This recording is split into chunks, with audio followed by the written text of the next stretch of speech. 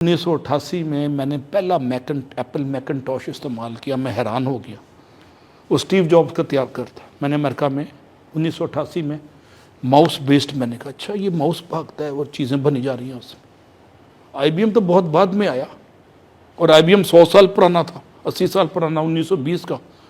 یہ 1990 70 80 میں میدان میں کودے اور اپنی انوویٹیو اپروچ سے, سوچ کی بلندی سے کہاں چلے گئے.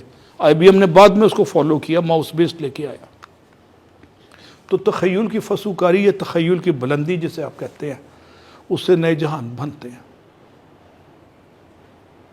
اور تخیل کی بلندی اور میں بنیادی چیز سوچ کی کمزوری پہ قابو پانے سے زیادہ ایک اہم چیز ہے, وہ ہے سوچ میں ڈائیورسٹی, سوچ میں تنوع.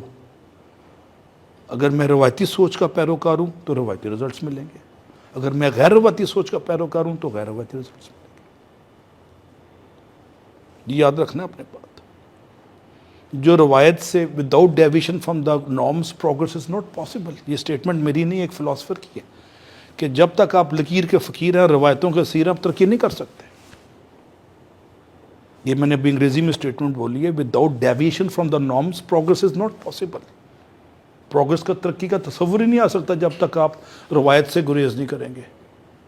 روایت سے فرار جو ہے وہ نئے رستوں کو جنم دیتا ہے. آپ نے دیکھا پہاڑوں پہ پگڈنڈیاں بنی ہوتی ہیں, وہ کمفرٹ زون ہے. پگڈنڈی پہ ایسے ہوتے آپ اوپر چلے گئے. جو رستے سے ہٹ کے جاتے ہیں نا تو ان کو رستے میں کانٹے بھی ملتے ہیں, رستے میں بچھو اور سانپ بھی ملتے ہیں. آپ نے ایک سانپ مارا, سانپ کی لاش آپ نے پیچھے کی تو نیچے پتہ چلا یہ تو سونے کی ڈھیری میں بیٹھا ہوا ہے. پھر اس طرح معجزے ہوتے ہیں جو غیر روایتی رستے اختیار کرتا ہے, جو غیر روایتی, جو کمفرٹ زون سے نکلنا اور چیلنج زون میں گھسنا. منزل کٹھن یہی ہے قوموں کی زندگی میں.